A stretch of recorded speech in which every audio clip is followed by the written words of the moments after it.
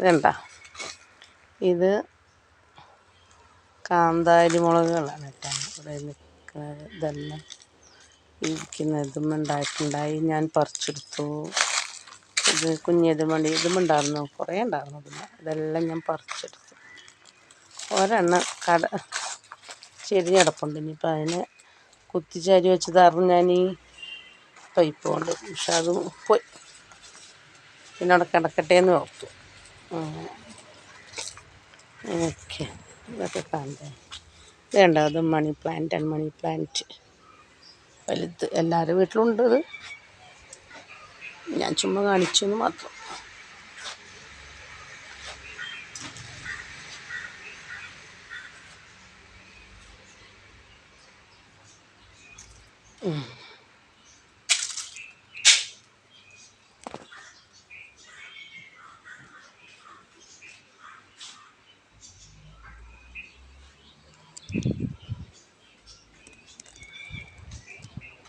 ഞാൻ ഒരു സാധനം കാണിച്ചുതരാം കേട്ടോ.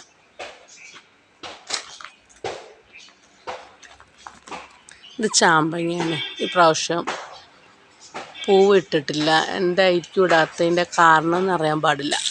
അല്ലാഹു അലം.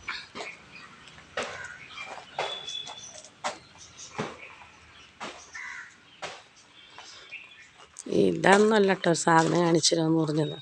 ഇതൊക്കെ ഞങ്ങനെ പോയപ്പോൾ പിടിച്ചെടുത്തു എന്ന് മാത്രം. ഞങ്ങളുടെ നാട്ടിൽ പറയുന്ന ചക്കയുടെ പേരാണ് മുള്ളൻ ചക്ക. വലിയ ചക്ക ആയിട്ട് വന്നുള്ളൂ, ഒരത്താൻ പാകത്തിനായിട്ടുണ്ട്, പഴുത്തിട്ടില്ല. ഇതിൻ്റെ മേളിൽ പൊക്കത്തിൽ ഒത്തിരി ഉണ്ടായിരുന്നു, അതെല്ലാം പഴുത്ത് ചാടി. അടുത്ത വീട്ടുകാർ പറിച്ച് കൊണ്ടുപോയി. തേങ്ങയിൽ തേങ്ങ കാണില്ല.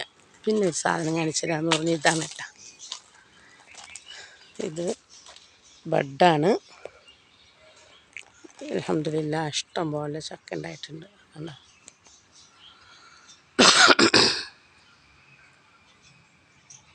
ഇങ്ങനെ ഇതിൻ്റെ പൊക്കത്തിലേക്കുണ്ട്, ഇതിലോട്ടുണ്ട്.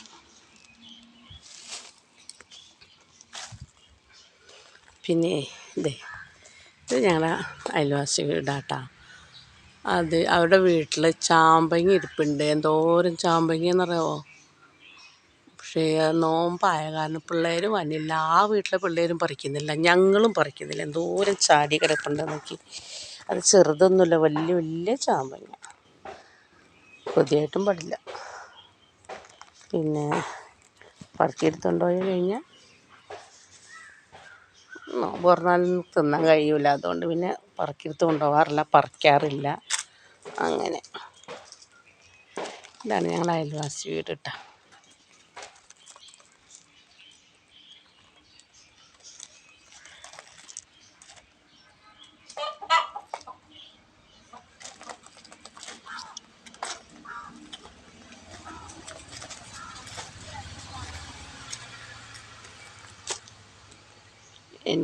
അടുക്കളയുടെ ഭാഗം.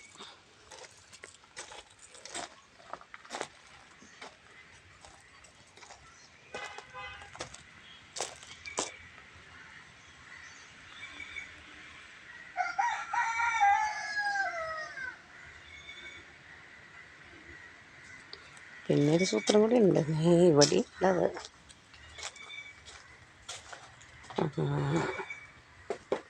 കപ്പളങ്ങ അത് കാണിച്ചില്ല. അതെ, വലിയ മുളകില്ലേ, അതിൻ്റെ എത്ര ഭാവിയതാണ്. ഇതും വലിയ മുളകാന്ന് തോന്നുന്നുണ്ട്. അത് മുളച്ചത് ഞാൻ ഈ ചട്ടിയിൽ വെച്ചതാണ്. ഇതിങ്ങനെ പാവെടുത്തതാണ്. വേണ്ട, കപ്പളങ്ങ തൈ. ഇതും മുളകും തൈയാട്ടാ. ഇവിടുന്ന് ഇങ്ങനെ വന്ന് ഇത് ഗ്ലാസിൻ്റെ അവിടെ എത്തി. നേരത്തെ എടുത്ത് അങ്ങനെ എത്തിയിട്ടുണ്ട്. ഈ അമ്മേൻ്റെ കൂടെ എൻ്റെ പൂച്ചക്കുഞ്ഞുണ്ട്. ഇത് അപ്പുറത്തൊരു വീട്, അയൽവാസി വീടാണ്. അപ്പോൾ